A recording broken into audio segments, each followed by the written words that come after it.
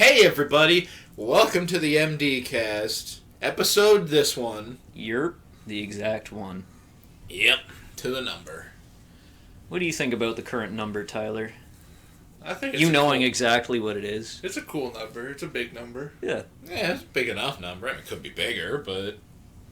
I don't want it to be bigger. That's because Jesus Christ. I was looking for the opportunity to add that myself. Oh, fuck both of you. And who are both of us? It's me, Kyle, and... And. It's fucking Yeah, Eric. that's and. He's a piece of shit. And I'm and. Nice to meet you. And Andy. Yes. Why do I have to be Andy? Who said you were Andy? You could be other Well, and. I suppose, but you guys already claimed and. Yeah, I'm and. Oh, okay. I see. Do you not want to be Andy? I can I switch mean, with you. Andy's alright, but it could be better. Yeah, you're like separate from the two of us, though. Which is not a bad thing. Yeah, but that also makes me an outsider in this house of God. So in this you house have of and. Yeah. and Paul. Why Paul? It's just different. If you... The problem with me being Paul is I can only think of a three-eyed monkey. Hi, I'm Paul. Hi, I'm Paul. I love that monkey. I don't, because I don't want to be him. Why? You have 3 eyes.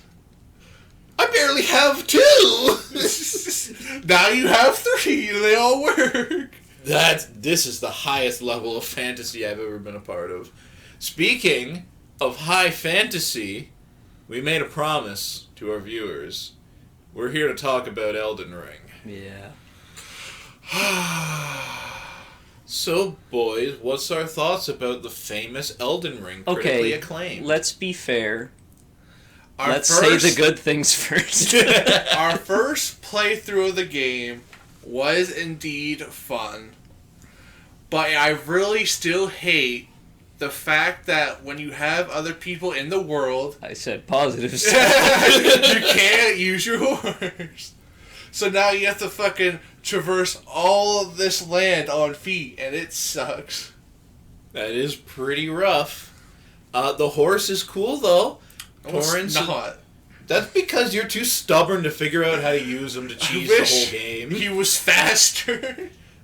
He's like double or triple your speed. It's not fast enough. And you should be able to upgrade his health as well. Well, I mean, I don't know. Does it scale with your current HP, or does it just go up with your Estus? I don't know, because it honestly feels like he just gets one shot or two shot shit slipped any time in the game. I can't tell if it's that I don't know if it's like everything does kind of equivalent damage to him, or if it's just a case of he actually does gain HP, but anything attacking him just means like heal now or you're going to get thrown off. And if you get knocked off of him and you're on your back, it's almost a death sentence for most of the stuff that you fight in later levels. Yeah, the only time it ever works out is when the AI decided to like idle a little bit, so it gives you a chance. Which is very rare. Because you're not pressing any buttons and it's not reading your inputs. Positives, people. I'm going to complain about that one. What?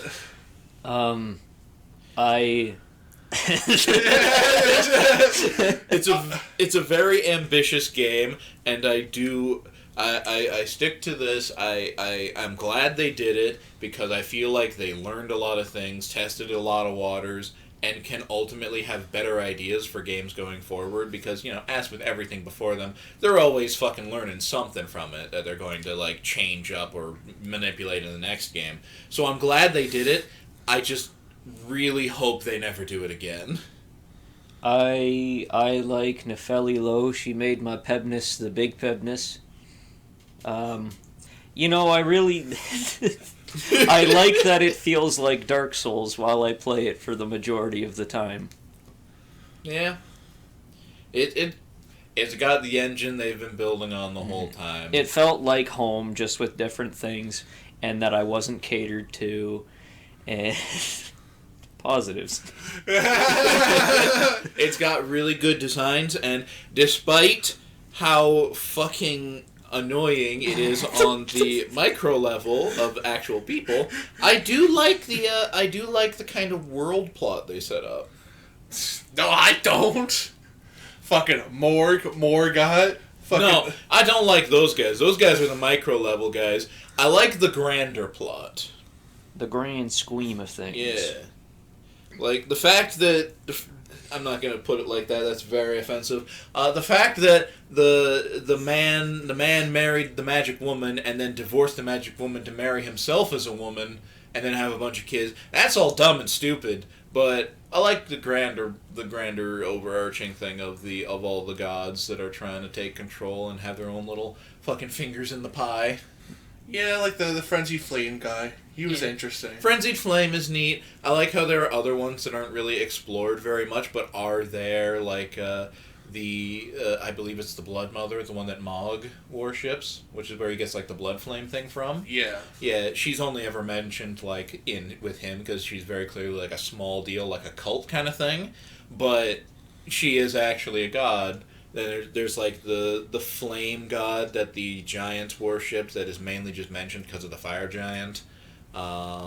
Fucking all this stuff, and then there's even the one ending that is you trying to essentially make a new god out of the Prince of Death because he's Godwin.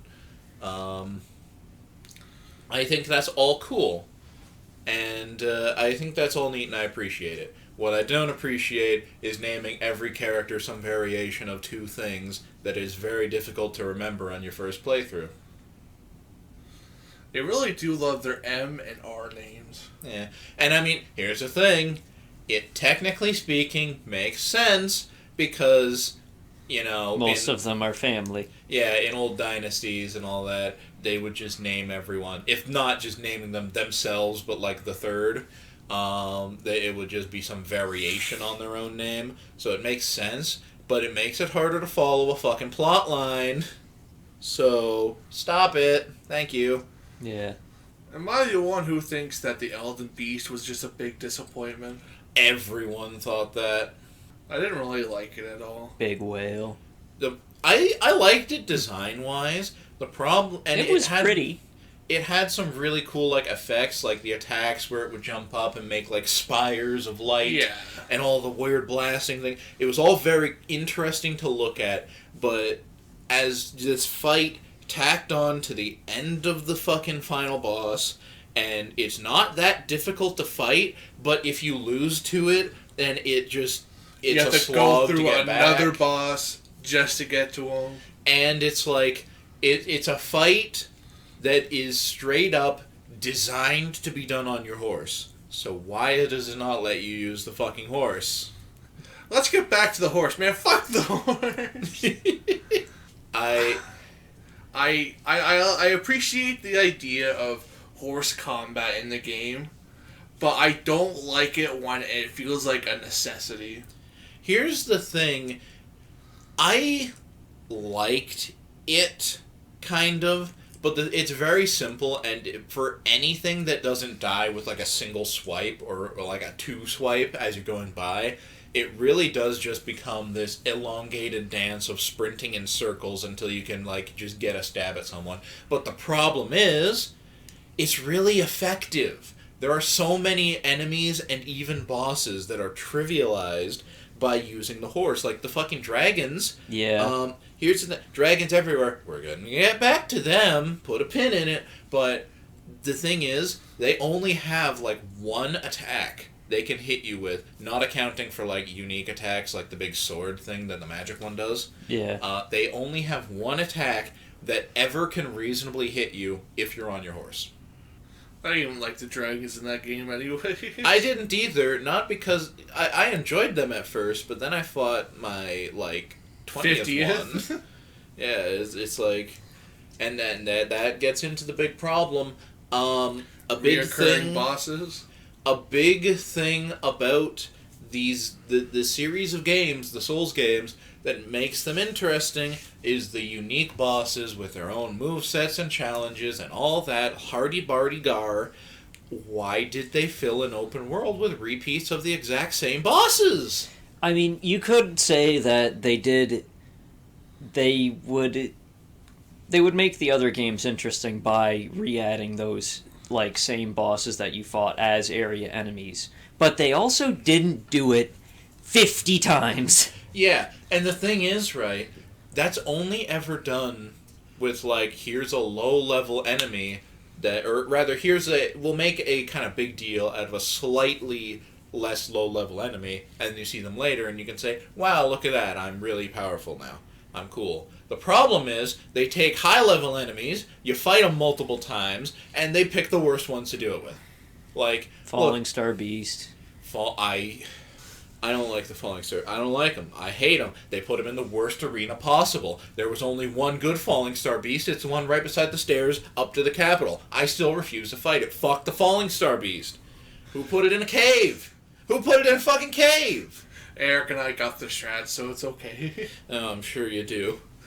But that one repeats like 3 times. Astel, one of the most infuriating, difficult to fight bosses for honestly some shitty reasons. You fight him twice. And let's not forget the Erd Tree avatars, not very difficult to fight, at least I don't think so. I learned their moveset rather well. But they repeat them a million times, and the only changes they make are just making them not harder to fight, but just more annoying, more frustrating. Like, one has Holy, one has Poison, one has Scarlet Rot. The Scarlet Rot is the poison one. I think that's the only 2 variants. What if instead of making I think one has, like, genuine poison, don't they? Like, maybe. Green? Yeah. Oh, did they? Pretty sure one does. But what if instead of making a Scarlet Rot Erd Tree avatar, they made one that you could fuck and it would jiggle? The other boss that is repeated a lot that I really is the fucking Tumormen. I can't remember their official name. The Godskin Apostles? No. Godskin Apostles are alright. They still overuse them, but I at least think that the Godskin Apostles are alright. I can't remember what they're called. The Kank or something? The Ulcers. Yeah. The Ulcers. The Erd Tree Ulcer thing. You know what we're fucking talking about. The big worm. Yeah. Like, it's an okay boss fight when you fight one. You fight them way too much. They are awful every time. And they're all in confined spaces. They're except all for in the places that are not good to fight them in. Like, they clip through the walls for most of the fight. You can't fight them in condensed spaces, and you can't fight them in open spaces because they move way too fucking much. It's really just, honestly, annoying to fight them at all. One thing that I will say is we are all traditional, like, Souls players where we do not use range or magic typically. And Elden Ring was very much pushed towards the use of magic. So we, being us, did not play with magic. Did the worst builds on our first playthrough. Yeah. And then did it for the next ones as well. Well, by then... We used the proccing things by then, though. Yeah. But... by then, like, our second playthrough, there have been more updates to make strength and dex builds somewhat more viable. Mostly by nerfing magic. Yeah, by nerfing the ever-living shit out of every magical weapon. Now, if only that made anything better, because, hoo boy, let's talk about Ash of War. I don't like Ash of War. It's a cool system. I like the idea of being able to customize your weapons with a special attack that you can switch between different weapons. I like the idea that a big unique weapon, because, a lot of weapons will have similar movesets to each other, a traditional thing, and then in the old Souls games you find, like, the special weapon that's got its own moveset, like the cool one. The fucking Abyss Watcher's Greatsword, where you can flip around and shit. Don't say it, I miss it so much. It's cool stuff. It was a neat thing that you can't do as much, so I like the idea of, well, if you get this unique weapon, it has this unique Ash of War where you do crazy shit, like Blade's fucking big old flip thing and explodes. It's all really cool. The problem is, anytime you fight someone in that who is trying, i.e. when you're invaded, the only strategy there is I'm going to spam out my weapon or my Ash of War because there is no better way to do it. And then they add status effects, and the status effects in Elden Ring are the one thing that make it so goddamn awful, because all of the status effects are basically just, you are dead now. they are way too punishing, way too easy to build, and the entire strategy that everyone has is pick a thing that's hard to dodge, spam out the status effect. Double spears. The ice stomp one. Yeah. Rivers of Blood was the old one. Now it's like dragon spell. The dragon spell, because it gives you Scarlet Rot, a massive debilitating status effect that is hard to remove, and the way to get the thing to remove it is also time consuming to use, but also it's hard to get. That's another thing too that there is simply too much of in the game. How many AoE things were there in previous Souls games, and how many are there in Elden Ring? I feel like there are definitely more because players can do them a lot. Yeah. And the thing, it makes sense for there to be a couple more because unlike the older games, you're faster now, so you can feasibly escape them. Mm-hmm. But how many of those fights do you have your horse for them? Not a lot of them. Because as soon as you get invaded, you get kicked off your horse. What's that fucking Orby man skull? What's his name again? Estelle. I hate that guy. Yeah. That guy's a cunt. I genuinely hate the fact you meet him for a second time. I don't know why. Because the second fight is absolutely no different than the first one. Yeah. I think, it's like, he's an older, grander one, but it doesn't matter. It's the same fight as the first one you meet. Yeah, it's awful. You fight him the second time in the snow area, right? You fight him once during Randy's quest line, and then in a mine in the snow area, he's the boss. Yeah. Oh god, what else was I going to complain about? I had my laundry list. You were probably going to say input reading. Yes. To wrap up the thing with Estelle, he's got a terrible attack that he can do in like 2 or 3 different variants where he brings down a small AoE and you're going to be right on top of it because you're hitting him, and once it comes down, if you're not pre-running away, he's going to hit you with it, and it sucks. You can't dodge through it. And then there are things that get worse. Input reading. For those who don't know, input reading is when a game can tell what button you press and then will do something in response to that. Here's the thing. Souls games do it. The old ones do it. Have you ever noticed how, you'll kind of run away and then you'll drink an Estus or something and an enemy will usually have a response they try to do to punish you for it, and if you don't account for it, you get hit or something? Yeah. That is because they input read, because they can tell, you're using an Estus, I'm going to try something, and then you account for that. Elden Ring does it aggressively. If you heal at any point, most bosses have some kind of lunging attack to hit you. Crucible Knights have one like that, where they sprint forward and stab you, so you have to run really far away while they are constantly tracking you. And then, there's the one with the tail. I hate the one with the tail. He's the first one you will probably ever meet. I have a personal vendetta against him, because halfway through the fucking fight, he activates his tail thing, and it can do a thing where it swings once and then swings twice, and a big AoE to hits you. Well, you can learn to dodge that. That's okay. He also has a chance to do it after any attack combo to punish you for learning his combo. And you think, now I got to account for this difference. If you do not follow up on him in these vulnerable moments, he will never do it, because he only does it when you attack. He reads your inputs to wait until you attack, up to a 1.5 seconds, which is fucking insane. And if you attack while standing next to him, he will read the input and swing, and if you don't have a fast weapon, you will get hit every time. That's bullshit. I have fought this man so many goddamn times. He straight up reads your inputs all the time, and it is so infuriating. The only way I could reasonably beat him was to just level up my stats and healing, where I could out-heal the damage he would inevitably do. And it is bullshit, and multiple bosses do it. Black Knife Assassins are really bad for that, too. Black Knife Assassin, they move around too much, so they're already a pain to hit. They're invisible. Some of them are. Not all of them. But, those ones actually move around less. To account for it. But, they also have so many damage zone things. Because here's the other problem. One of the things that you learn when playing a Souls game, if an enemy's attacking, you wait till they stop attacking to hit them. But then you have less time to hit them. Well, what if you find a safe place during their attack, move there, and then you have extra time to hit them? It's a skill thing. It's a thing you can learn to get better. But the problem is, so many enemies in Elden Ring have wide sweeping attacks or just area of effect things. It doesn't matter where you stand. You have to run away from them. It creates a situation where you spend more time circling them like a shark than you do actually attacking.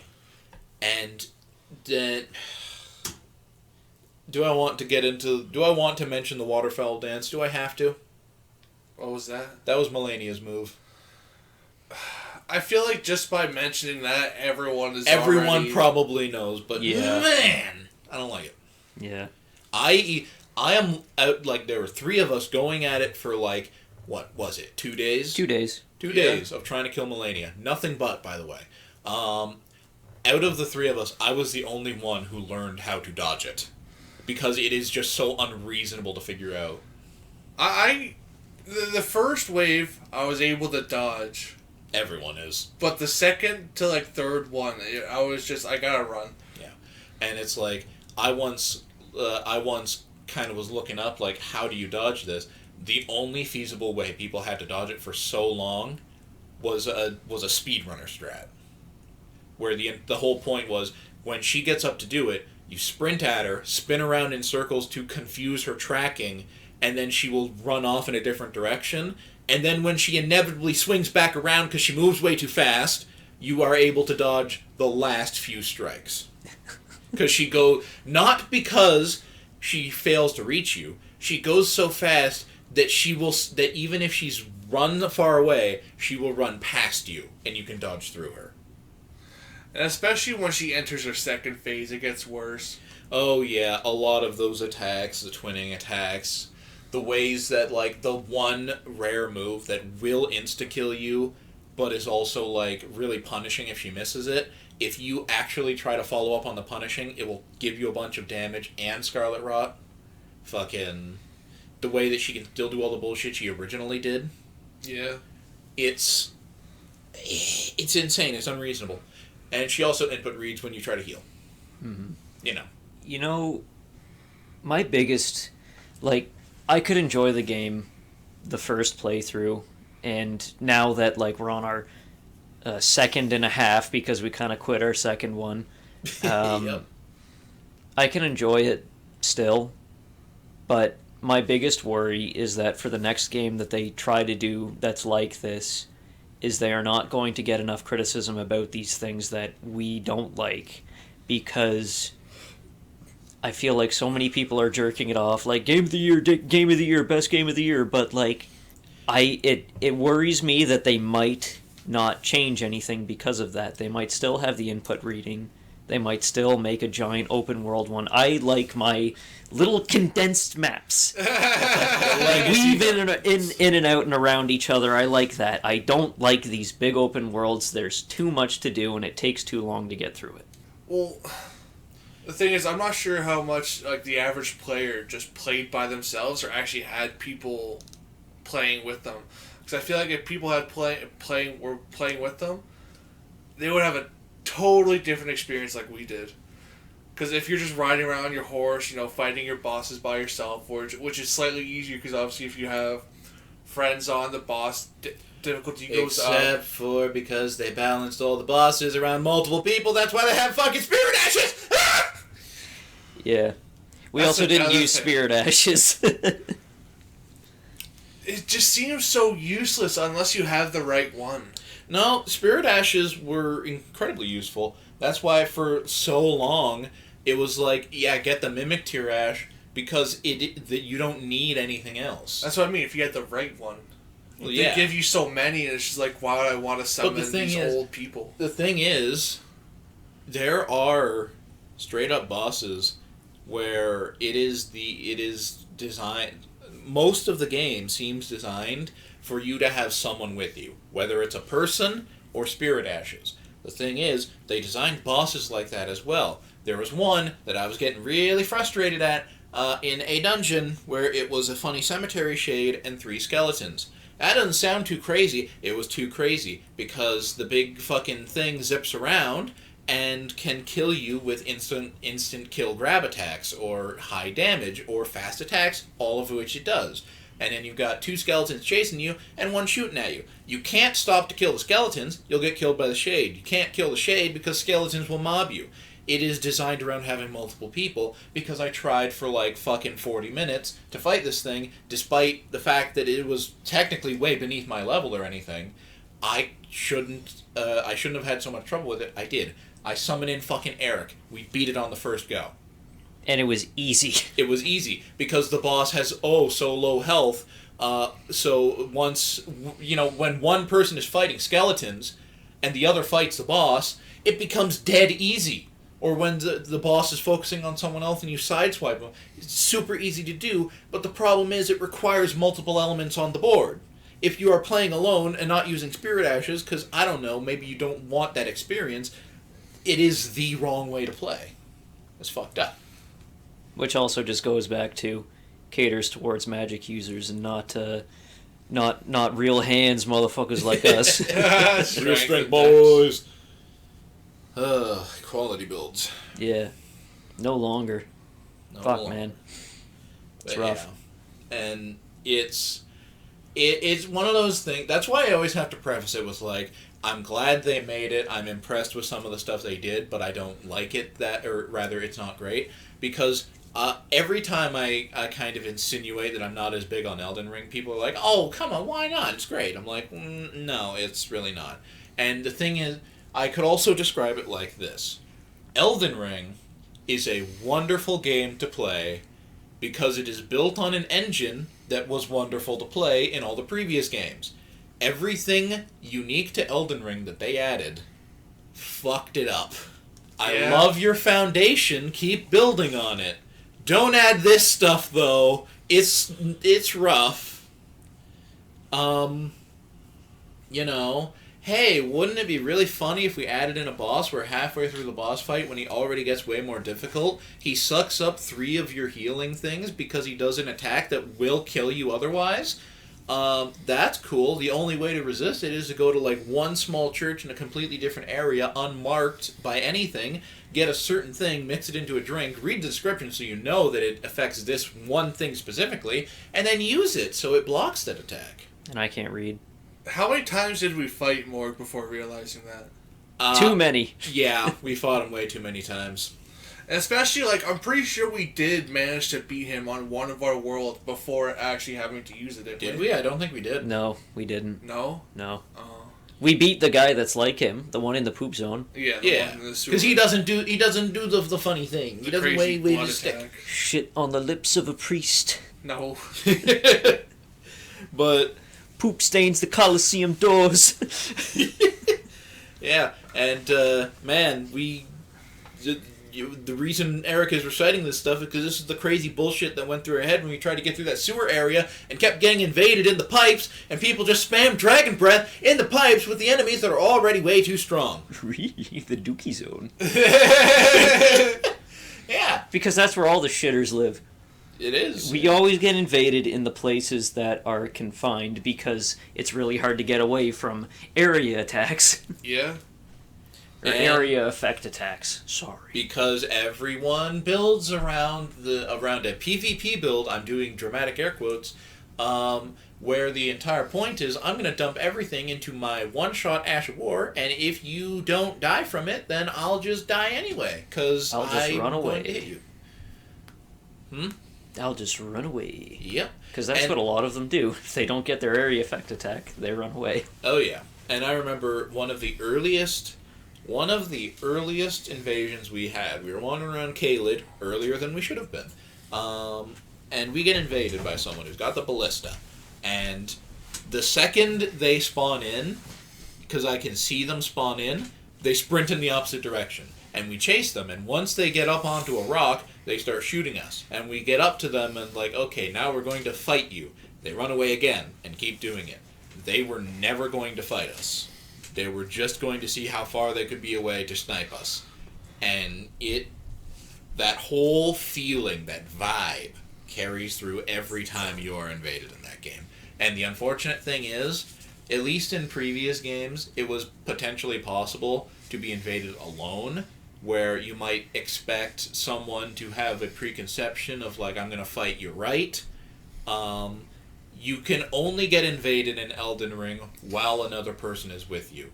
Invaders know this, and players know this, meaning that the invaders are going to get fucking ganked every time they try. So they're just going Corner strat. Yeah. We have a corner strat. We lock people in a corner and we beat the shit out of them. Wild Strike, baby. I love it. Yeah, it's great. And the thing is, all invaders worth their salt are going to just build around this because this is what invading is now.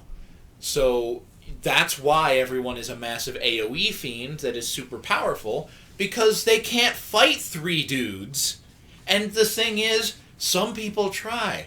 I vaguely respect those people. They die every time because there's 3 of us. Yeah. And I'm not going to sacrifice my progress because you decided to have an invasion. Yeah. Sometimes, like, we'll fight them once or twice and just say, if they run away, we'll just say, fuck it, just run for the boss. Yeah, I just, every time, if I'm close enough to the boss, I'll just be like, I'm going to the boss because I don't want to, I've cleared out the area, I don't want to go through it again because this guy decided to have a chuckle. You know.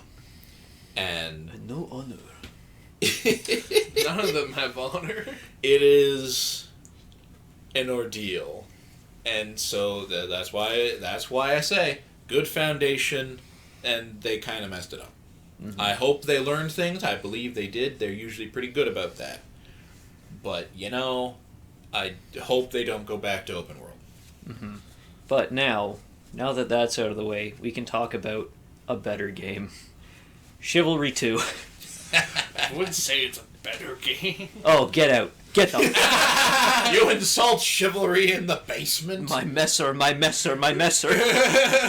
So, for context, a while ago, Eric was getting curious, and he's like, I've been seeing Chivalry 2 around a bit. I want to get in on that. Would you get in on that with me? I said, sure. We got Chivalrous. It was a hoot and a holler. We were playing it on PC. It was grand. Eventually, it came out for free on PlayStation with the Plus subscription, whatever the fuck. So we got Tyler in on the action, and now we're all having a grand time. It's a really fun game. I do really hate being the fucking low T Agathians. Fucking low T Agathians. This is a Mason house, by the way. Yeah, we don't deal with Agathians. For the red and black, baby. Woo! Anytime I see blue on my screen, I just get the instinct to put on a frilly dress and some socks. Yep. Have to be an Agathian. Ugh. Never trust the ladyboy Agathians, which is all Agathians. Mm-hmm.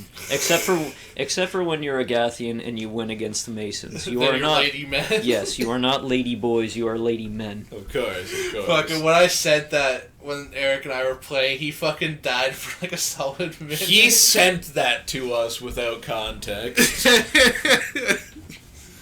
Yeah, because when him and I were just playing, we kept on being Agathians. And it was starting to really get annoying. Yep. But sometimes you get to be those Mason boys, or even the other guys that I can't remember. Tenosia! Tenosia! I think Tenosia's pretty alright. I like Tenosia. I like their messer. Mm-hmm. They got a good messer. And I like their maps, except for the beginning part of that one, but, you know.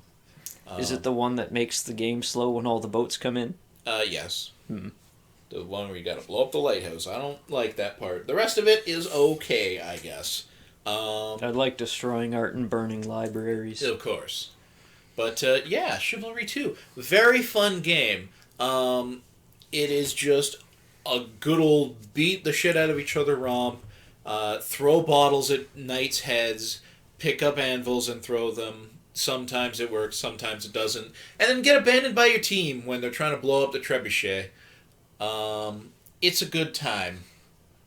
Yeah. What has been your favorite weapon in that one, Tyler? I have experimented with a few, but I'm a Messer Gang. Messer Gang. Messer Gang. Messer Gang, good, reliable. It's hits hard enough, but it's fast. I really, really, really want the greatsword. Every opportunity I've gotten to pick it up off the ground, It is a good one. I get so many kills until the owner of the sword comes back and lops my head off. Have you seen the Highland Greatsword? I'm not sure. It's the massive one that people drag behind them. Yeah. Yeah, that shit's insane. I like the War Club, which I didn't expect, because I got into it, I'm like, hell yeah, halberds. Let's go, swinging halberds. I started off with it, didn't vibe with it completely. It was okay, but then I got the War Club, and I love the War Club. War Club is very good. Just bonking bitches, high damage and high stagger, very good. I also like the pole hammer. Pole hammer's good. I picked it up once or twice and I've done some damage. Pole hammer's really good. Katars are neat, but they're hard to use because they thrust too much. I don't know how people aim properly with like spears. You have to be way too accurate for me. Yeah, especially on PlayStation. Because that is one thing that's... mess. Yeah, it is definitely not catered to as better as the PC is, which is not surprising. It's also free game of the month, so it's like... Everyone. Yeah, The everybody's servers are playing flooded. it. Especially with crossplay, it's gonna fuck it up even more. But I am a dedicated Messer user. But I have been messing around with the falchion and the shield as a knight. That's the thing I find. I love the Vanguard Ambusher because it's all about one-handed weapons. That's where you can get the Katars, but you also start with a short sword. I think you start with like 2 short swords and throwing daggers. Yep. And there is something special about running up on a man and hitting him so fast, and as he tries to retaliate, you punch him in the nose and keep going. Because I did that as Tenosia. I was climbing up the ladders to get onto the big wall we needed to breach to break the guns on it, the ballistas. Yeah. And these guys, they're single file because we're on this staircase. They're trying to stop me. I just keep swinging, and if they block, I kick them. If they try to swing back, I punch them, stagger them, and just keep swinging. It was an absolute bloodbath, and I long for the days where I can recreate it, but it hasn't come yet. But one day. Doing good in Chivalry 2, it gives you a better dopamine rush than I ever got from Elden Ring. Because if you're stuck on something in Elden Ring, it's probably for 40 minutes to an hour or 2 days. If you do good in Chivalry, you get the same feeling as you get from beating whatever you were fighting. But Tyler was there. We were Masons fighting against Tenosia, and I had my trusty Messer and a falchion as a secondary, and I had my throwing axes. I fought people. I killed 3 people with the Messer, threw it at a 4th one to kill him. Ran at the back lines with my falchion, lost my falchion, switched to my throwing axes, killed a guy with the throwing axe, and then there were 2 archers. Archers are very weak on console for some reason. They don't know how to fight with a dagger. They don't know how to fight with a dagger if they can even switch to it. Here's what happened. I threw both of my axes at the first archer. I double tapped him. Chest, face. Nice. And then I had no weapons left after that. I ran at the guy and I beat him to death with my fists. Archers are the best people to fight in Chivalry 2, especially on console. It's good for a beheading. Mm-hmm. It's so much fun. And we still need to get you into the bar fight scene, because here's the fun thing about Chivalry. Everything in the environment you can pick up and throw around, and they have their own damage values. You don't get much of a chance to do this in the game because you've got weapons that you would better use. Except for the one time where I threw an anvil at a man to stop him lighting a bomb. But in this one game mode that comes around every so often, it's a bar brawl. No one has weapons. You can only use what you find in the environment, and it's littered with bullshit. I've seen people go on killing sprees with a fish. Yeah. People pick up the holy relics of Christ and bop each other in the head with them. Breaking chairs over people's heads is somehow less effective than breaking a bottle on their face. And then you can shank them with it. I do like how you can just pick up literally anything. It is a wonderful game mode. We were doing the one mission where you gotta stop the Agathians from raiding your Mason village. So, like, they pick up the pigs and everything. Yeah, they're stealing your pigs. So I went to the one pig pen. I was like, oh, I could pick up a fucking bone. Let me do that. I Clobbered them. violently began to pick up like 20 bones as like they're all dropping to the ground. And it made me drop my messer and it fell through the map. I was really sad. So I just ran in with this bone and began to beat someone to death. Here's something fun you can try, Tyler. Behead someone and pick up their head. I've literally seen like teammates and enemies get beheaded in front of me, and their head will have the white outline on it. You can pick up their head and throw it at people. I've always been tempted to go pick it up. I think one of the best feelings I ever had was when it was in the big. It was the fighting arena, the one that's like it's specifically a coliseum. The tournament grounds. Yeah, and our team won. We were the Glorious Masons, and I had recently decapitated 2 people. And right when the victory screen started, I picked up one of the guys' heads and I threw it into the crowd. It was awesome. Have your gladiator moment? But yesterday was an ordeal. Oh no. Let alone the day, then the 2 days we played, and on the second day when we played twice, it was very, very, very rare. Like 1 out of 9 to 10 games, we were either Masons or the Tenosians. We kept on being the low T Agathians. It really does drag you down. I was depressed. I was genuinely depressed after the second day. I told Eric the second time we were playing on the second day is if we're low T one more time, I'm getting off. I'm deleting the game. But there's another thing that's great about Chivalry 2 as well is there is a multitude of cosmetics. And currency-wise, like in-game currency-wise, it's not hard to build up cash. No. So they're always going to be... Just keep swinging. Yeah, they're always going to be fairly affordable and everything. It's just you need to level up the weapons to unlock them. That's where the kind of struggle comes in of you're going to slog with it. Yeah. Some of the really good skins are fairly high level. But, if you're using your Messer or your Falchion or your pole arms or whatever it is that you'd like to use, it's pretty easy because you're using your favorite weapon and you're leveling up with it and it's great. It's a good time. If you are using, say, a secondary weapon that you would like to get a better skin of that you don't use as much. Not even a secondary weapon. Yes, it is not a secondary weapon. It is a third weight weapon. I saw that the throwing axes that you get with the Knight as well as the Vanguard, I believe. I think so, yeah. They have a really cool skin called the Hurlbat. The fucking clubs! Yeah, I really like that skin. It was a level 8. Do you know how fucking hard it is to do good with just swinging those? Here's the thing. God, I'm not sure if the Ambusher has throwing axes or just knives, but because if you use a short sword or any one-handed weapon and you have throwing knives, you can hold them at the same time. You can actually do really well by just whipping the occasional knife or throwing weapon into enemies to soften them up, and then you go in and shank them. Of course. Or as you're backing up and they're coming at you, you can throw at them. Yes. You can be surprisingly effective with them. But throwing axes, you can't hold anything else. Are you serious? You cannot hold anything else because to throw them you need 2 hands.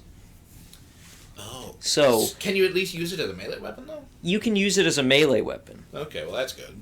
But the range on it It is less than a knife's. It's a third fucking tier weapon of all your of your arsenal, so I don't expect it to do much. It does 30 damage per side slash, and it does 50 damage for upward slash or for downward slash. I see. So it's not great. Most of the kills I got were people on the ground trying to crawl away, and people that were not paying attention to me because, if I have my messer out and 4 guys run up to me, fuck yeah, it's a good time. I can kill them all. If I have that, I'm basically a low T Agathian no matter what team I'm on. I get run up on. I get beat. I get gang beat. Shit's fucked up. It was a treat. I was very upset, and then when I finally unlocked them, there was a glitch where it would not display my beautiful hurlbat. I couldn't see it. It was just the default skin. And I was like, Tyler, I'm going to delete the game if I reload this and I don't have my hurlbat. Oh, that is tragic. I also found it really sad because I made the knight with the messer, but my other knight classes within that category have 4 of their weapons, but with the one with the messer only has 2. It's not leveling up that specific class, which makes you really sad because I really want the fucking greatsword. I spent so long trying to unlock the greatsword on the knight. Yeah. I really, really want it. I got the quarterstaff yesterday. Oh, and how's that? I only tried it for 1 game. It's alright. I can see how people are really good with it, but it's also not exactly my favorite kind of playstyle, so I think I'll just stick with what I'm used to. Fair. Fucking when he was in the little stint of using his falchion and shield, I would watch this man block spears and shit. One time the guy was just throw a spear, killed me. Then I saw him throw another one, so I turned the camera because I was curious who he's hit. I see Eric with a fucking spear in his shield running at him. Then we had a little talk about what can the shield block? Then we I think. Yeah, then we got into the conversation. Can it block a ballista? And as we're talking about it, Eric gets shot by it, and it fucking destroyed his shield, but he blocked it. Oh, you actually can? Yeah. Oh, it just destroys impressive. your shield. I mean, it makes sense, because you can block a lot of things with your main weapon. The only things you can't are, aside from the obvious, ballistas. And arrows. You can block thrown weapons, but arrows tend to get past your defense. Yeah. So it makes sense that the shield just makes up for all of it. However... Shield is a very powerful feeling in that game. It is, until I come around and I kick your fucking shield. Oh, listen. It makes my PP big when I watch as the person I'm fighting with the shield, it just gets slowly destroyed. I just realized after one more hit, that shield's gone, you're fucking dead, buddy. There are 2 feelings I love. One is when you charge with the knight, someone's fighting a dude, and you charge and bulldoze him to the floor with a tackle, and then just hammer him on the floor with one. I got 2 more kills as the knight by pushing people off the map with it. It is the best feeling. The other thing I love is watching a man's only options of defense dwindle around him. Because you might not have been there. I think this was just me and Eric. It was the one where you gotta break through a place and rescue a dude from jail. But in the middle bit, there's a part where you have to get across a bridge. You have to take a bridge. Yeah. So it's a thin battlefield. Everyone's clashing. I run into battle. I see this knight with his sword, his big long sword, I think. He comes at me. Block his strike. One swing, the weapon flies out of his hand. And he starts falling back into the crowd. I chase him in. I am stuck in there, and no one can hit me because it's just such a clusterfuck. I see him pull out his short sword. I instantly knock it out of his hand. As he turns and runs away, I follow him to the back line. He tries to pull out a dagger, and I just cave his metal skull in. I really do love moments like that. And then I get fucking swarmed by 3 dudes, but it was worth it. I love going on little missions like that. Like, where you just decide this person has to fucking die. I just love it when someone is ready to fight you, and you watch as they lose hope. The weapon swings out of their hand, and you just brain them in that 2 seconds that they have of life left in them. I had a really funny moment when Eric and I were playing. We were the Masons, and this one was running to the edge, and like if you fall off the edge, you die. Like you fall into some water. I kicked my teammate into him, and it bonked the Argathian into the water. The teammate turned around, stared at me, and I just ran away.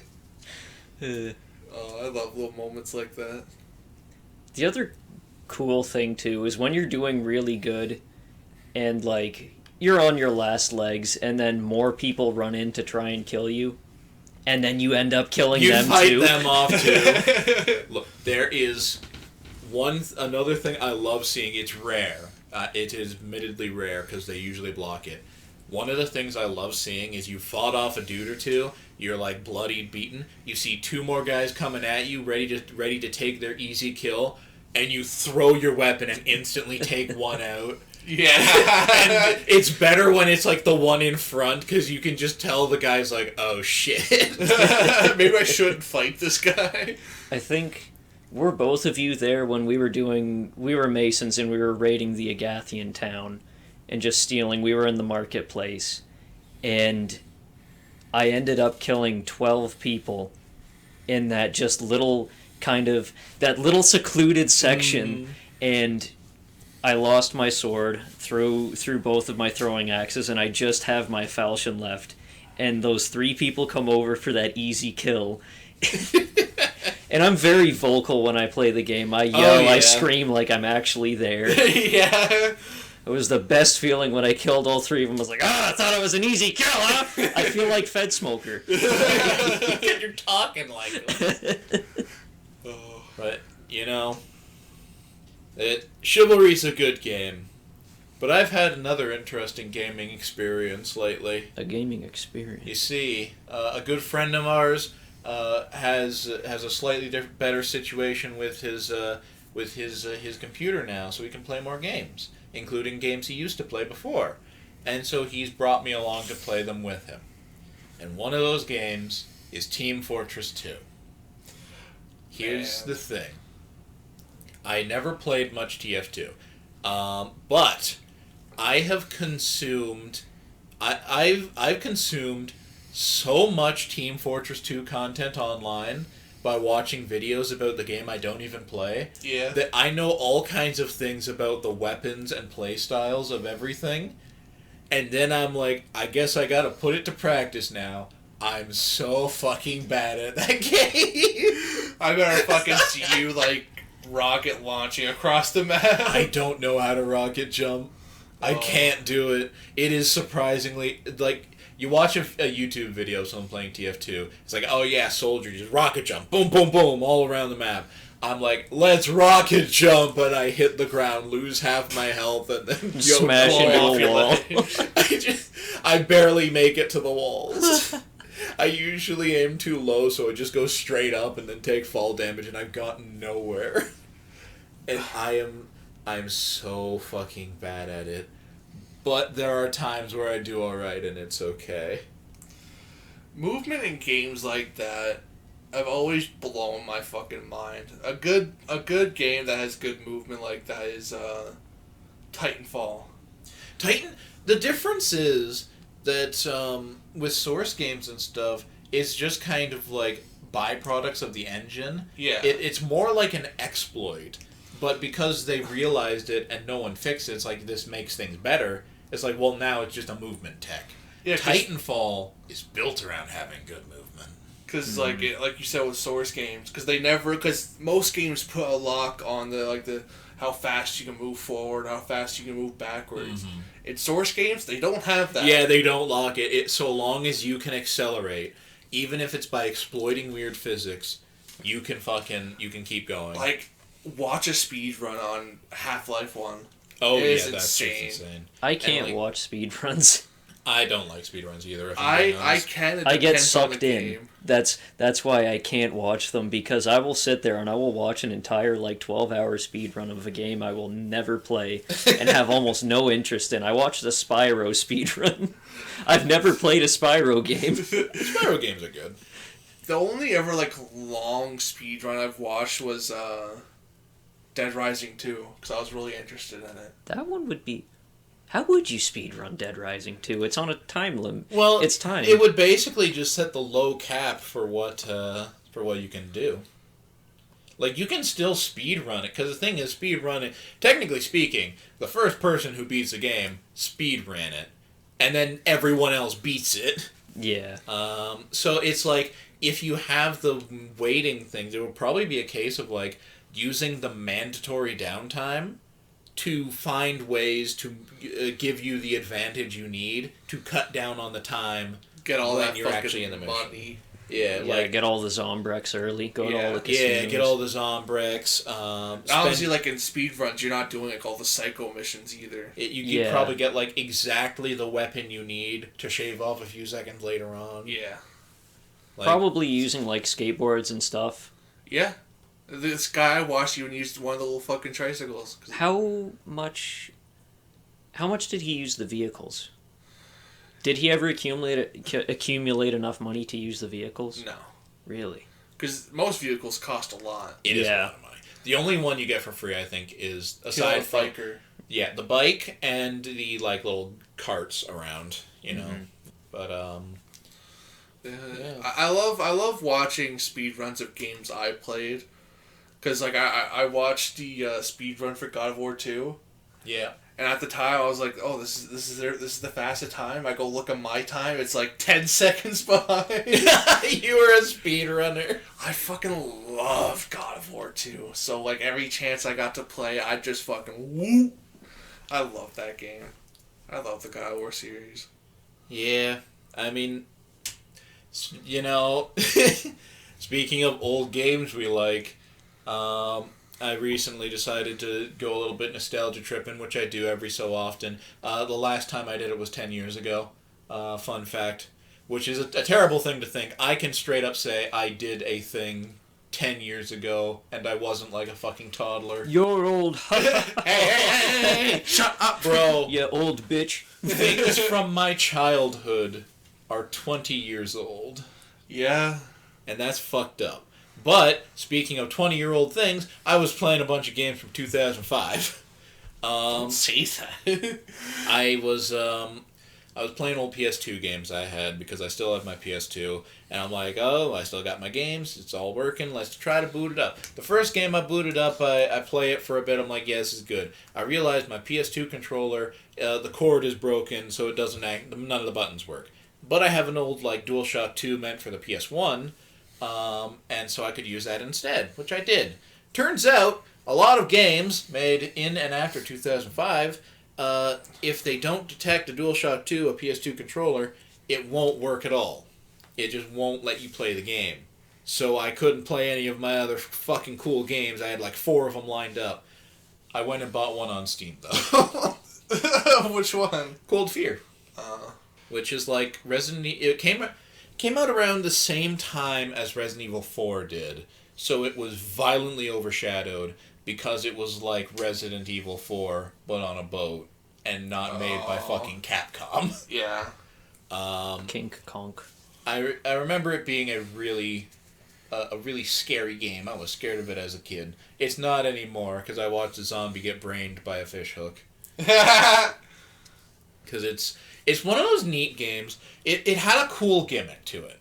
It was all on a boat during a storm, so if you're out on the deck, the boat will rock, and you can slip and slide around. Water will shoot up and hit you and drag you into the ocean if you're not careful. Oh. And if there's objects hanging on hooks and stuff, they'll swing around.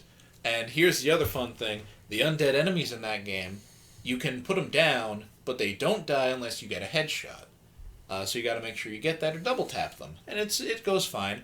I cleared out some dudes on the deck, and I see one in the distance. I'm like, all right, let's aim up a shot before he sees me, and then I just see a massive crane hook swing, knock his head off, and throw him into the ocean. Nice. I'm like, oh, this is a fun game. But Man. yeah, that was a game that spooked me as a child. The PS2 era was such a good era. Yeah. I tried to play the King Kong game. Didn't work. Needed a controller. I feel bad. Man, Peter Jackson's King Kong the video game. Good fucking game, man. It has no right to be such a good game since has it's a movie-based game. Right, but it's fucking awesome, and Jack Black's in it. Yeah. We had a conversation about good movie games for a while. What all ones did we decide on? I know I said Jaws, like Jaws the video game for PlayStation 2. I don't think I said it at the time, but I'll say it right now, the Scarface game. Yeah, you love that Scarface game. You even look like Scarface now. Hey. Whoa! Oh, what do you mean by that? Your shirt. Oh. I still have the old Scarface shirt. Do you guys not remember that? The one that, like, when you sit down, it folds his face funny. It looks like a fucking cleft lip. I still have it. I'm not killing the fucking kid. I don't know, I really like those kind of games because it also remind me of like the old Mafia games for like PS3. Yeah. Mafia games were good, although the first one was fucking tough as nails. I think I only played the second one, and I thought for the longest time, like, oh, it's soft locked, like, oh, I can't progress any further. Turns out I just beat the game and didn't realize it. You just didn't realize it was over. Yeah. I went to the dentist today. Today? Today. Whoa, what did they tell you? They said that I had 2 cavities, but to get there, it was a very harrowing experience because my dentist lady that was doing the cleaning, she was a thick Latina gentleman. Gentlemen. Gentlemen. No, you two gentlemen. The way you said it so quickly. She was. You should employ more punctuation, but I understood. But I was bricked up the whole As they're putting me under, just bricked up the entire time. the whole time. So thankfully, they were like, "Can you take your hat off?" And I was like, "Sure." So I Oh, just held it. yeah, I just put it. Oh, you're a fiend. and like I was getting my teeth cleaned, and she was like, you need to floss more and everything. You have a bit of plaque built up here. I'm like, and I was thinking about how nice it would be if I had my face sat on, but at the end, she like poured you a little cup of water to rinse your mouth, and then she fucking just dropped that booty on you. but like I have a terrible gag reflex. Oh yeah. And anytime it comes time to do the X-rays where they have to stick the weird T-shaped thing in your mouth. Yeah. I get through the first side like no problem. I'm doing all the things they say. Clench your ass. Put your thumbs in your palm and then squeeze with all the other 4 fingers, and wiggle your toes. Doing that will make it harder for your body to throw up for whatever reason, whether it be psychological. Oh, yeah, that's true. Yes, I know all of these things because I am a veteran of these problems. But it works on roller coasters too. But I'm doing that. First side done. I'm breathing through my nose and everything, like sweat's pouring down my face. Trying not to throw up. Goes and does the other side. I do the first half of it because the first half they go in, and then the second half they go further in to get your back teeth. Yeah. All your molars and shit. And get to the back one, and I feel it coming. I grab the cord and I yank it out of my mouth. It's just like, oh my goodness, are you okay? And I'm like, yeah. Fucking as he's throwing, like fucking pulling the cord.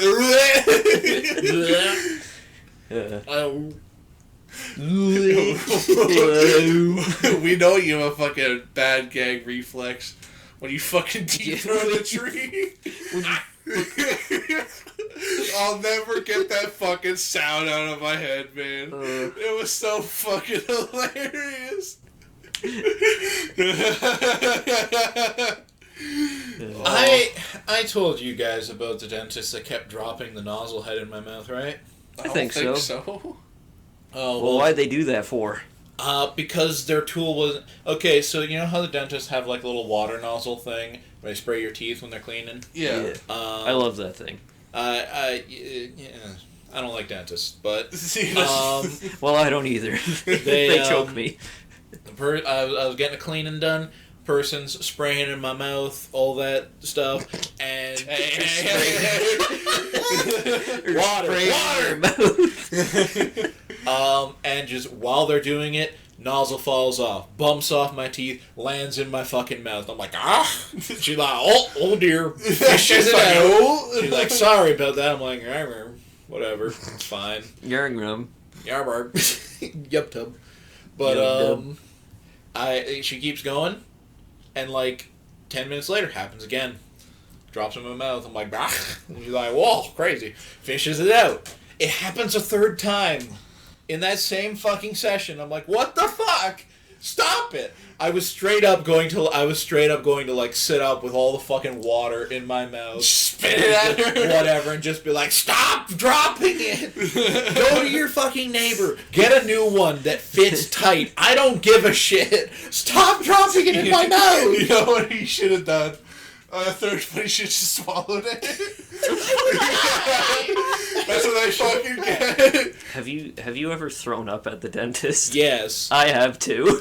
It was one time, usual things like, oh, let me know if it hurts or whatever. I'm like, okay, whatever. She's doing the thing. Here's the thing. Usually, I have a policy of don't eat before I go to a dentist because I think that's kind. Well, this day I was like, I have some breakfast. I want some breakfast sausage. I ate my beautiful breakfast sausage. Oh, sausage too, so it's all acidic as well. Real greasy. So we're there. She's like, let me know if it hurts or anything. Sure thing, go ahead. She's going. And just suddenly I sit there, I'm like, danger, problem. And I lift my hand. And she's like, oh, and she starts retracting as I sit up Undertaker style, and she gets halfway through saying like, oh, is there like some sensitivity there? As I lean over to the little sink and I just throw up into it, and you can hear her just trail off the sentence like, oh, and there is no words exchanged for the next 5 minutes as I'm just kind of sitting there in the chair as she's like cleaning vomit out of the chunky vomit out of the little sink, and I just sit there patiently watching because I don't want to stand up again, so I'm just kind of like, I'm very sorry. In the pose, like, Mama. I'm very sorry. This doesn't usually... I think I did say this doesn't usually happen. Throwing up is a daily occurrence. And she's just like, oh, no worries. It happens sometimes. I could hear it in her voice. She was very disappointed. She was not happy. And I don't think I've ever had her do my cleanings ever again. I don't know if you count it as throwing up, but I have once. It was after I got all my teeth fixed, and it was after the surgery, and I was just fucking half out of my mind, so I'm still fucking hopped off on the anesthesia, and they give me a bag. I'm just like. It wasn't like they knew they did that. It wasn't like that summons puke.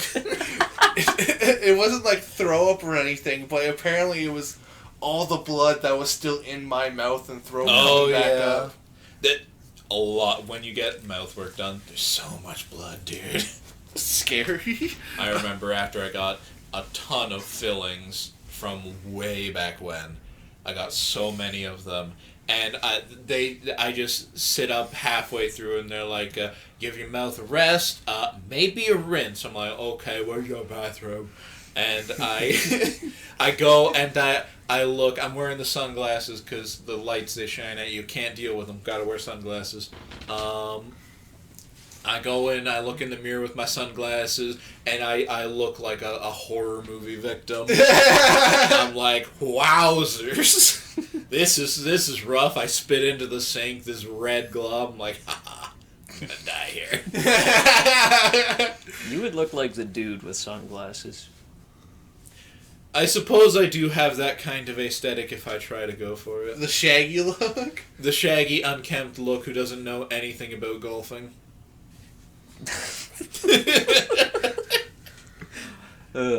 I have thrown up at the dentist and combined orthodontist 7 times. You know, with a bad gag reflex, I can really see it. Some of those dental hygienists and shit, they'll fucking just... they are not reserved in their tool use. They sit there, like, you can feel them trying to, like, move your tongue out of the way with a little mirror, and if it's not moving properly, because, like, I don't know about you, I don't want to move my tongue when anything's going on, because I don't want to push their stuff. Yeah. So it's like, I keep it where it is. If they try to move it, sometimes I'm like, no, I'm not moving. Sometimes they feel the resistance. They're like, fuck it. They just stick it on top a little deeper and try to push down your tongue. I'm like, no! I move my tongue around instantly the second that I feel something touch it, because I know they will do that. It has caused me to throw up before. Yeah, they'll fucking... some of them they're just gung-ho about it. Like, I've seen too many fucking... They're I've seen too many teeth today. I'm just gonna get this over with, and it's like, please don't do that. Please be patient. I don't want to throw up. Most of the times that I did throw up, though, was because of either the x-rays or when you need braces, because I had braces when I was a kid. They have to take a mold of your teeth so that they get the proper fittings and everything, make your retainer and whatnot. It's usually for retainer purposes. Yeah. So they get this, it's shaped like your teeth, except it's filled with Play-Doh. And it takes up half of your entire mouth on the inside. And you can feel it oozing out down your throat. Have you ever, That one got me 4 times. 4 times. has the dentist ever recommended a night guard to you? Yes. They once did it to me. They never brought it up again, so I just presume I'm fine. But I really don't like the idea of having a night guard. That's like it's just like a thing. Yeah, it just goes. It is basically. It goes around one part of, like, one half of your teeth. Like, I think it's upper half or lower half.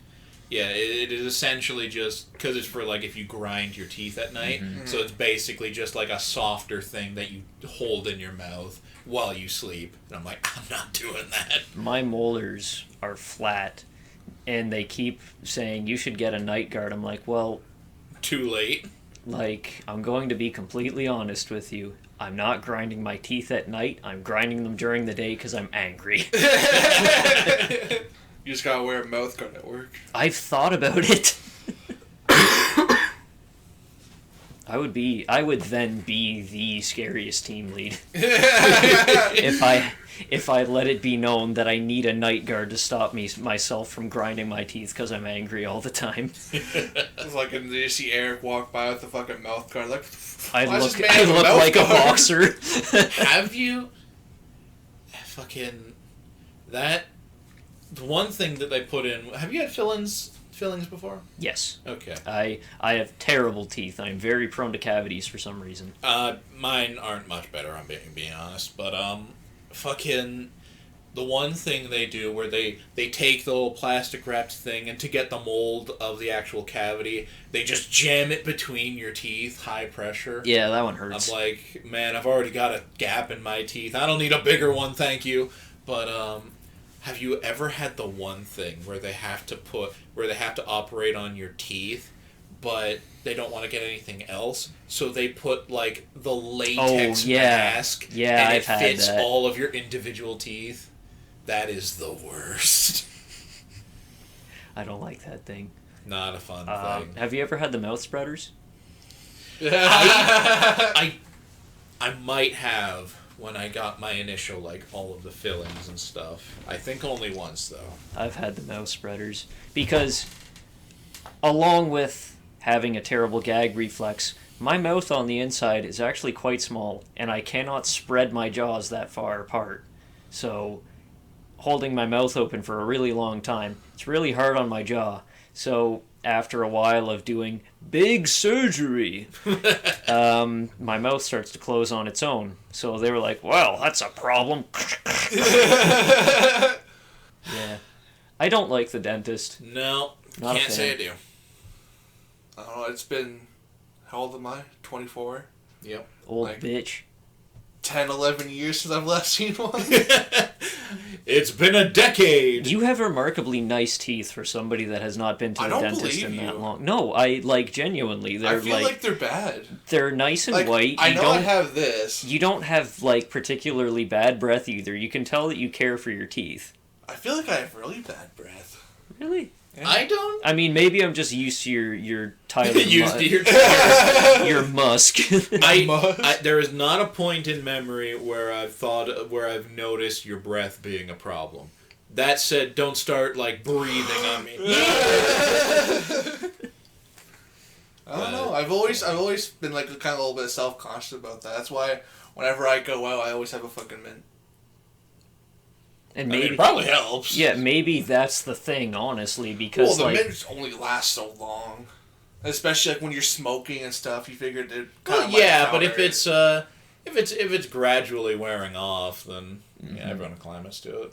and like I'm very self-conscious about like body odor to the point that like somebody says you smell, I'm like, and normally it's somebody that would like say things like that jokingly. I'm like, are you serious? Don't really. Do I really smell?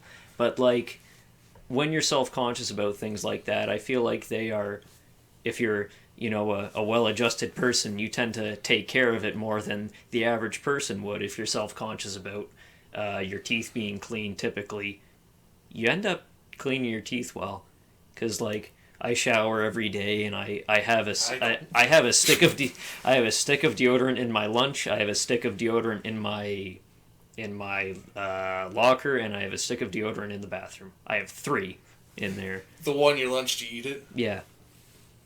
This is what I use when I have deodorant. I use Gillette gel. Honestly, you're good for the next 2 days. Is that the it kind of comes out like Play-Doh? Not Play-Doh, but like it's a gel. Yes, it's like a gel, but it has like the squares Yes, on the yeah, yeah. Okay, yeah, that's good stuff. It really is. But I feel like they've changed their formula. Sometimes it stings when I use it. Sometimes it makes my pit sting. Do you have like cuts? Maybe, I don't know. Maybe you have really sensitive pits. I have really sensitive tits. Squeeze them. No. I mean, I've had problems with deodorant before because I have fucked up my fingertips a lot recently, in the recent weeks, but I fuck up my nails a lot, so anytime I'm like idly scratching myself, I usually get a pretty big gash. I had a really fucked up one on my foot that still has a mark. It's been a month, but Could be infected. But I will at various points like scratch myself in various places. I've scratched myself in like the armpit or whatever. Like next day, go to put on some deodorant. I'm like, ah. The dry stick ones, I really don't like those because it doesn't feel like I'm actually applying any when I go to use it. Yeah, And, I like like- the gel ones better. And when it's when it's like that, you tend to overdo it and like say you close. Yeah, your you get arm, chunks. You get like little chunks of it, and I'm like, yeah. "Ew, I'll stick to my Gillette. Yeah, no, I feel that. But I've used the sticks forever, so I'm just used to it by this point. This What? whole conversation has reminded me of that guy that lifts up his armpit and there's like stalactites. Yeah.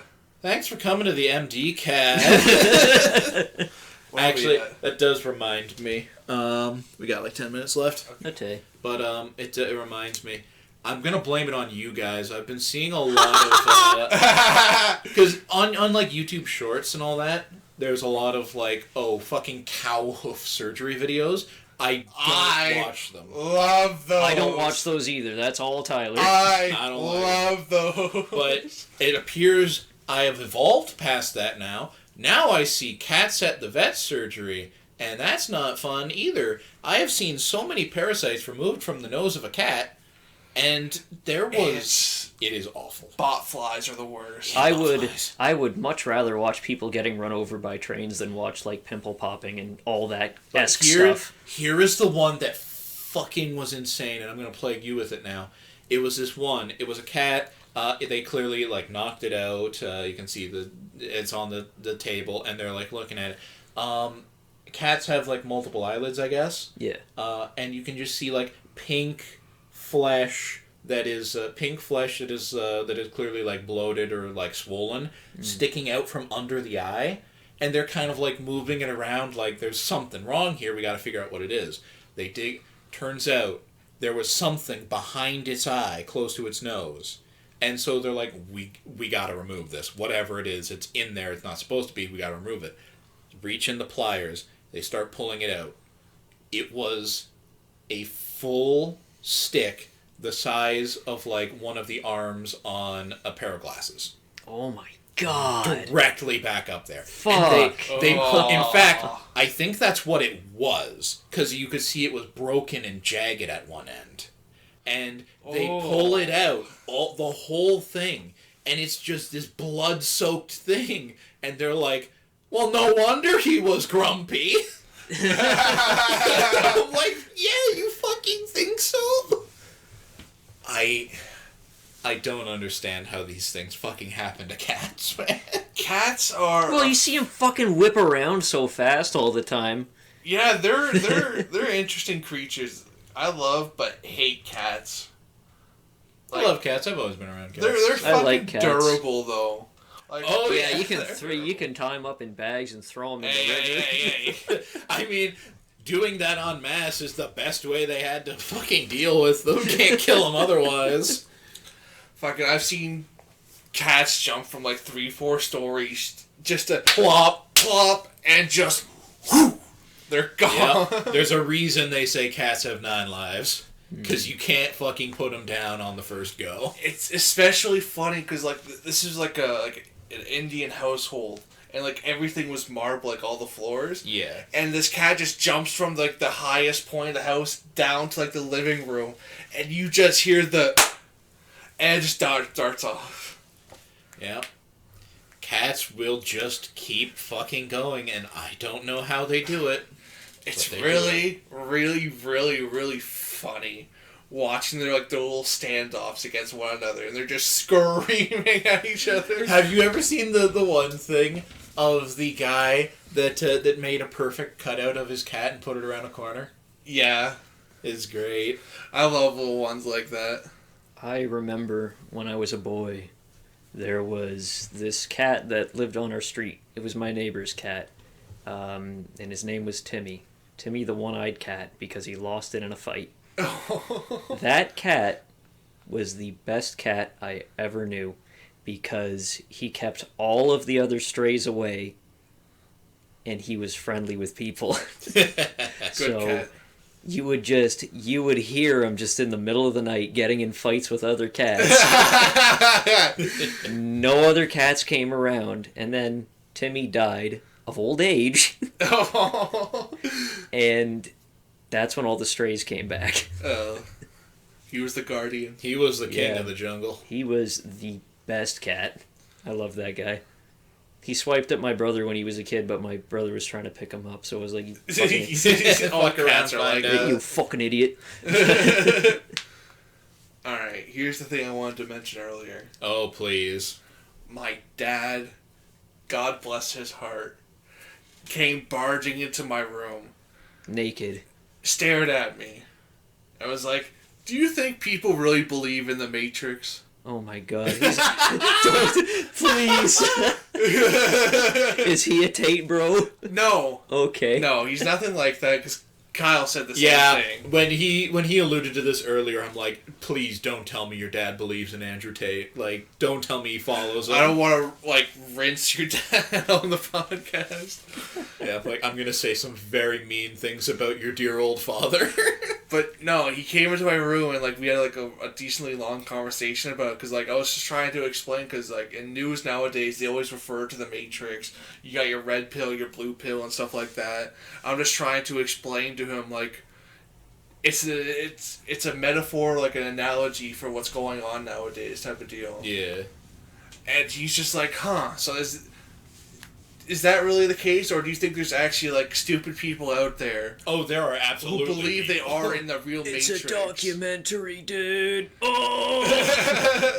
That we're going on like, okay, if life was really like the Matrix, why the fuck would you want to build a world like this? Well, I mean, to be fair, the reason it was like that in the Matrix was because humans went to war with the machines, and the machines put them in a simulation to resemble their old world. Yeah. But then, like, I'm just thinking, but we can't be in the Matrix because we technically have free will. We can do whatever we want. That's what we think, yes. But in the Matrix, they're just living day by day, doing their thing. I'm just thinking, like, if I'm in the Matrix, I'll just fucking kill myself right now. Like, they're not going to stop me. No Mr. Smith is going to come up and be like, stop. Well, yeah. Tyler, what is your point? You alright, man? That's so fun. Tyler, I don't know what you've been on about for the past 2 minutes, because I think you veered off the topic. Red pill this, blue pill that. I'm only interested in suppositories. But it just sparked the whole long conversation, like, the government's stupid in America. And, like, what's the point of a red pill? What's the point of the blue pill? And it just dragged on. But it was just really funny. He just came into my room. Do you think the Matrix is real? What's your opinions on the Matrix, boy?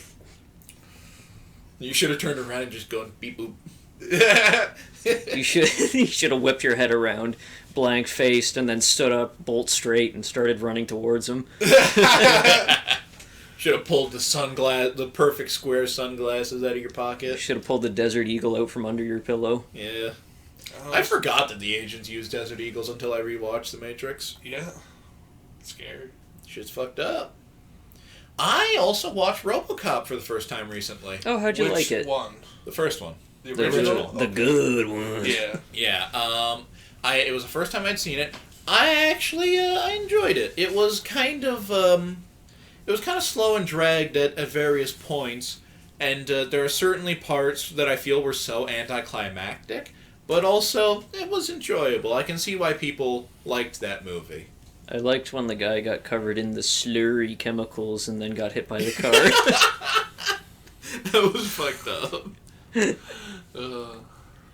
But no, it was interesting, and I can see why they did it, but it's just really funny at the end where he takes down the bad guy and he's like justice is served, puts away his gun, starts walking out, and the guys look at him like, what's your name, son? He's like, Murphy.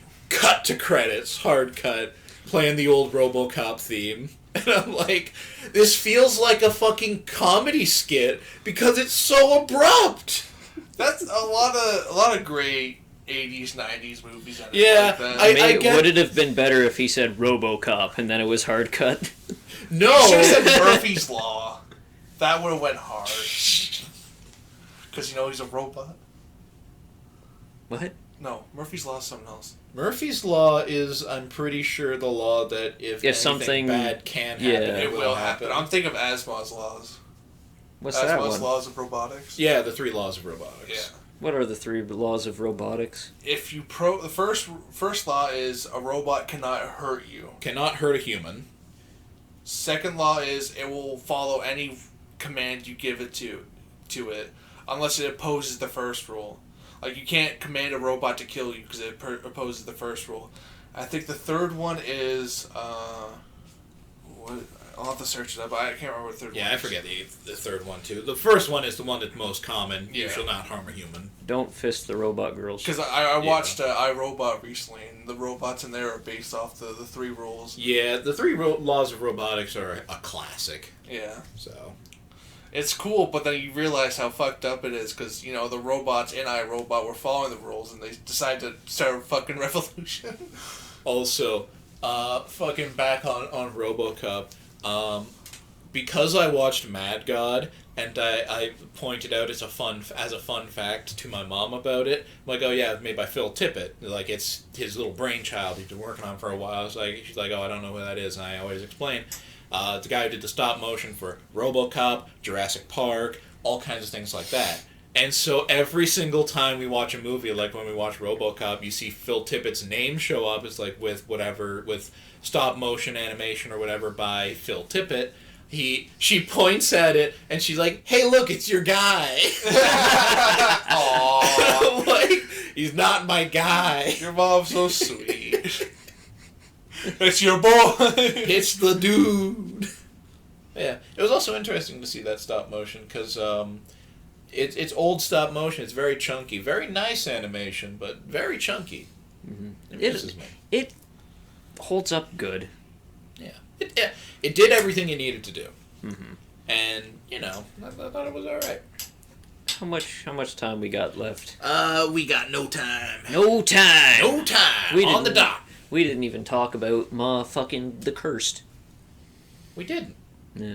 Next time. We'll have to do a Next- movie roundup next time. Yeah, next podcast we can talk about the movies we're going to watch tonight as well. Of course. Yeah. But you'll have to wait till next time to hear that. Thank you for coming to the MD Cast here in the basement, episode this one. Now